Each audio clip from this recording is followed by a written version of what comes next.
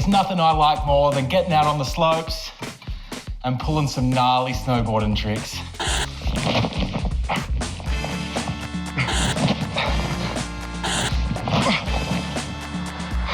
Oh man.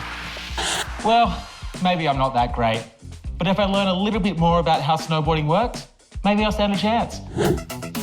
Oh, okay, so that's how it's meant to look. Interesting. Snowboarding is all about the transfer of gravitational potential energy into kinetic energy. At the top of the hill, before they take off, the riders have lots of gravitational potential energy. As they take off and go down the mountain, they gain kinetic energy. The more kinetic energy they have, the faster they'll go. Sometimes, the energy gained from going down a hill is lost. This is called friction. Friction is a force that tries to stop two things from moving past each other. I still want to achieve that perfect jump though. So I've recruited off the slopes. Jake, teach us your snowboarding skills. Well, I'm just an instructor, but today we've got Mia and Will, 14 and 12 years old, training for a future Olympics, and they're going to demo a few things for us. What part of the body do you use most when you snowboard? Well, Seb, I reckon it's your legs. You've always got to keep them bent so you've got your balance, and they're always activated, working for you. And when you perform a jump, what body parts move? What's the process? Well, as you're coming up to the jump, you need to make sure you're coming at it straight. So you might do a couple of turns to get your speed right and make sure you're not going off on some crazy angle. And you want to lower down, and as you're coming up the jump, you want to slowly raise up and sort of pop off both feet, and that's going to help you keep your balance in the air. Once you're landing the jump, you've got to absorb. So you've got to take that force of landing and take it into your legs so that you don't get shocked through your whole body and fall over. What does a perfect jump look like? From my students, I really want to see them tucked in the air. Arms can't wobble too much either, because that shows you don't have your balance right. And you've really got to have your balance so that you can then perform any tricks you want and you're not going to be thrown off course. And how do you jump higher? To get higher, you need to jump more, of course. But that comes at a bit of a risk, because that can make you fall over and you don't have quite the same amount of balance. Usually to get higher, people are going to go faster and they're going to jump more. But that's the guys who are already really good and know what they're doing.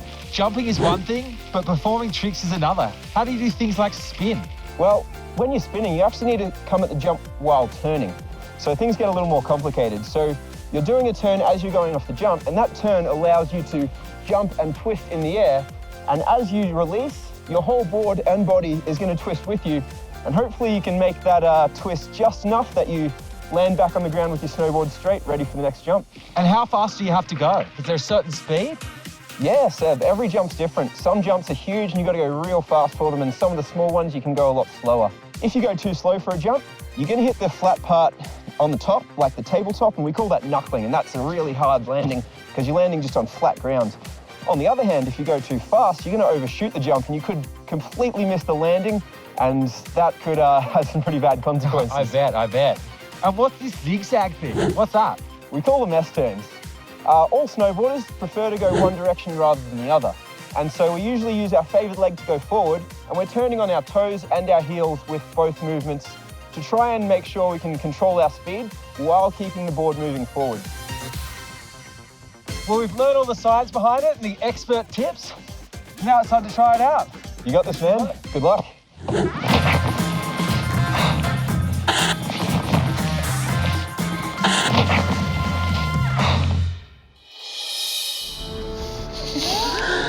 Scary movies, roller coasters, and water slides. Why do humans like scaring themselves so much? To be honest with you, I'm not a big fan of scary rides, but today I've been asked to come down and find out why we enjoy it so much by doing this. 3, 2, 1.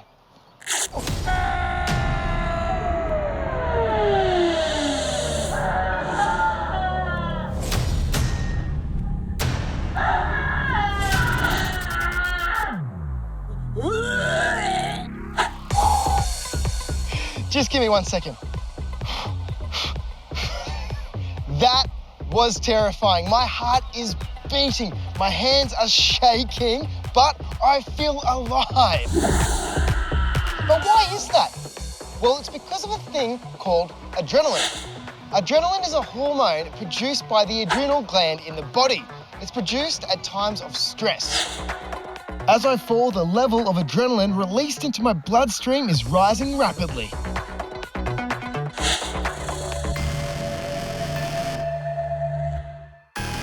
Adrenaline puts your body on high alert, say when your brain thinks that you're in a situation where you need to survive. Take a deep breath. Adrenaline affects the body by increasing your heart rate, your blood flow, and your blood sugar. This is part of the fight or flight response. Basically, situations where you need to get out of there quick because you're in danger. I love you, Mum and Dad!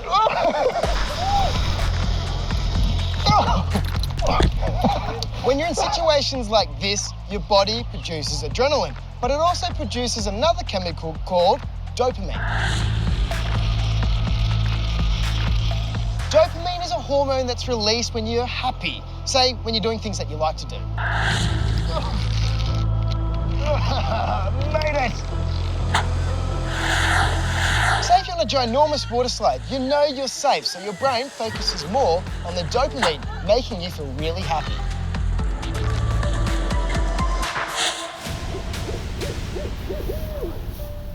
I'm a bit scared now, I can't find the boys.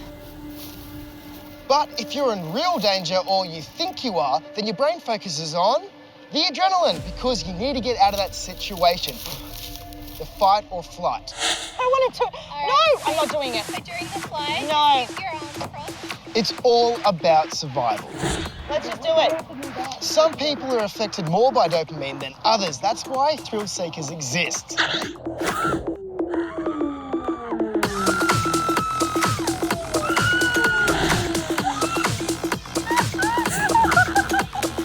Doing something extreme like that will give you a massive rush of adrenaline and dopamine, making you feel more confident and really excited that you actually did something like that, especially when you're scared of heights like me. And that's why people love going on scary rides, watching scary movies, and of course laughing when somebody goes, oh, oh.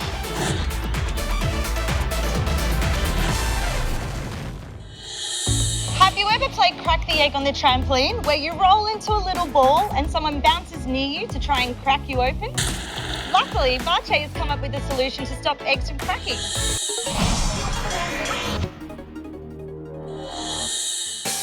What is gravity? Gravity is the force that holds us to the ground, and something that we need to live on Earth. Without gravity, we would float away. But humans and animals have a special superpower and can overcome gravity and jump off the ground for short periods of time. We can do this by summoning force. Force is something we can create with our muscles. It's a superpower that comes from inside us to overcome the force of gravity. Force going up needs to be bigger than the force going down. This is the same principle needed to get an airplane off the ground or to throw a ball over a fence. If you're trying this at home, make sure you warm up and stretch so you don't pull a muscle, and be careful on the landing. Ouch! We don't all have superpowers all the time.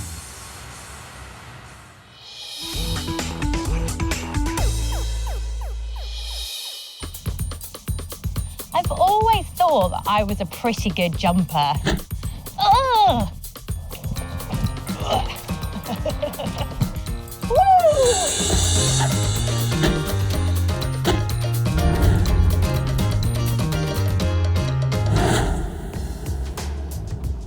That was until I met these guys.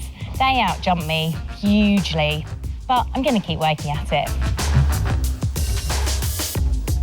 Apart from being an Aussie icon, kangaroos and wallabies are some of the most spectacular jumpers in the world. They use their legs and tail to push themselves around. A kangaroo can cruise along at around 30 kilometers an hour for hours without tiring.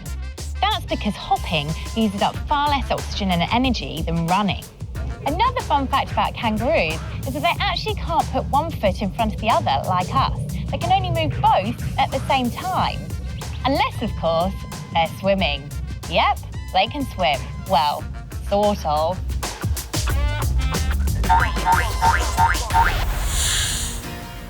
The kangaroos jump and not walk because we have a country that is mostly semi-arid. 75% of our country is desert, low, scrubby bushes. It can be really, really hard to find food. It can be really hard to find water.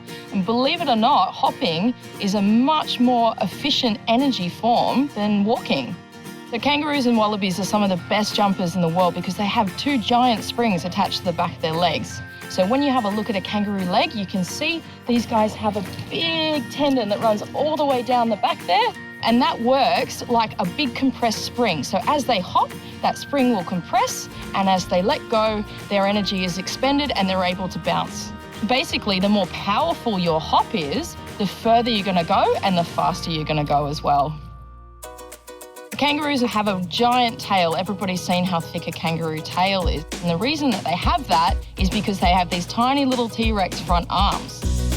Now, when you're gonna be hopping, you're gonna wanna have your body nice and horizontal, so you've got that tail as a good counterbalance to the front half of the animal. So as they bounce, they're nice and stable as they go along. Kangaroos are an amazing group of animals. These guys have adapted over millions and millions of years to be able to survive in incredibly different temperatures. When they're in the outback, they'll actually dribble on their forearms to keep themselves nice and cool. They've got that evaporative cooling with big veins, don't you, Pippi? Big veins up here. That means that she can actually make sure that she keeps her body cool. And when they're in the bush, you have different species that live towards the coastal rim, and they actually have a different kind of fur. So that fur is a double layer, and it means when the water hits them, the rain will actually wash off the back and not soak through into the fur, so it keeps them dry in those really good coastal storms that we get. Male and female kangaroos look quite different to each other. They're what we call dimorphic. Now that just basically means that you're able to tell a male and a female apart from a distance. Females kind of small. They're not exactly what people think they're going to be when they see them. The males can get up to 100 kilos and stand over 6 foot tall. So there's a really big difference in size. One of the questions that we get asked a lot here at the zoo is how does a joey not fall out of a kangaroo's pouch? Now, pouches are amazing things. They're an external form of pregnancy for this animal. But that pouch actually has what's almost like a drawstring muscle at the top. So the mother is able to control the opening and the closing of her pouch. So when she's just relaxing like Dixie here beside me, just nibbling on the grass, she's going to open the opening to that pouch. She's going to allow her joey to stick the head out if they're old enough. But when she's moving, if there's, say, she gets a fright, there's a predator, she's going to close the opening of that pouch. She's going to hold it really tight so that joey is nice and safe inside, and then she's going to take off.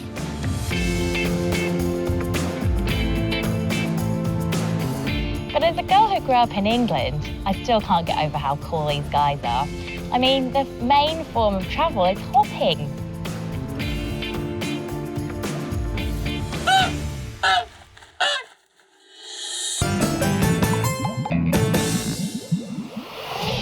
How come astronauts in space float, but here on Earth we stick to the ground? Well, that's because of something called gravity. Gravity is an invisible force that holds us to the ground. It keeps us from floating away. In space, there is no gravity. While in space, this egg will float. Here on Earth, well, you get what I mean. But there are ways to cheat gravity's evil pull, and today, using something found in every pantry, we'll give these eggs superpowers of invisibility and bounce. What you'll need is a cup or a beaker, some vinegar, and of course, a chicken egg. So what I'm now going to do is I'm going to place the egg gently in the beaker. You want to make sure you do this really carefully so the egg doesn't crack. You want to fill the beaker up with vinegar all the way up to the top so that it covers the egg completely. Leave this overnight, and tomorrow you'll have a naked egg. Here's one I prepared earlier. This is our bouncy egg. Try squeezing it. Can you squeeze it? Can you shine a light through it as well to be able to see the yolk and what's inside? Yes, you can. Can your egg bounce? Can you bounce it from different heights? How did I make the eggshell invisible? Why is the egg now strong enough to be bounced? How did I keep my hair perfectly in shape even while doing this? All shall be revealed. So vinegar is the key because even though you can eat things with vinegar on it, vinegar is a weak acid which is able to dissolve the shell of an egg. But can you only do this with a chicken egg? No. We tried duck eggs and quail eggs. The duck egg took just over a day for the eggshell to dissolve because it's bigger, but the quail egg, being smaller, just took over a few hours. Shall I see if this duck egg also bounces? How about we try it from a higher height?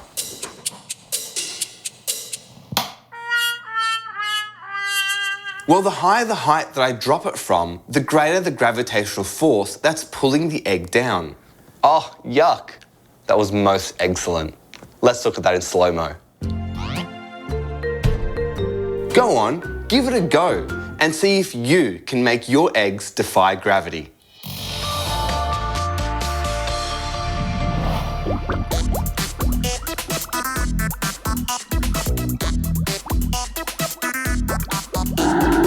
Usually, when you blow a bubble, they pop, and the fun is over. What if I told you could blow a bubble and make them bounce on your sleeves?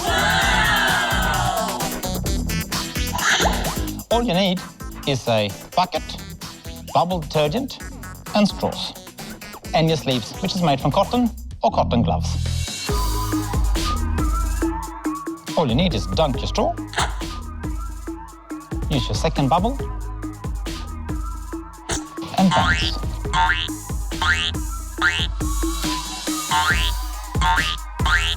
It works because the sleeve is made from cotton. The cotton got tiny little fibers that are too small to pop the bubbles. Instead, they just grab the surface of the bubble. Because a bubble is made from surface tension. That's really what a bubble is, and that's why it doesn't pop.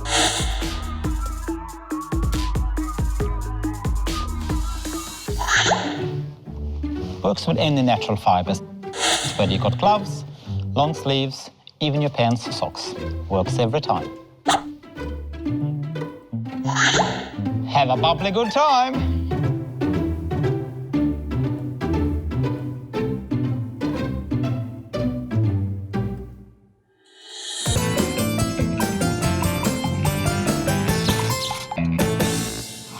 I'm Carissa. And I'm Amy. And we're indoor skydivers.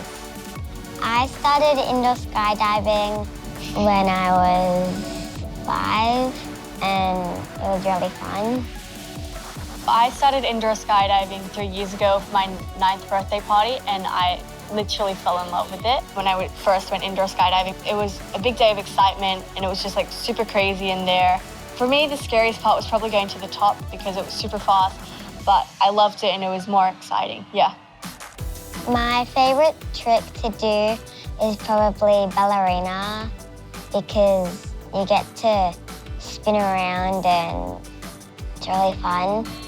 The scariest trick I've done is probably a double flip twist in a 14-foot tunnel, because this tunnel is a 16-foot. So I was super scared because I'm used to a bigger tunnel, and just flipping and going, it's kind of scary, but super fun, yeah.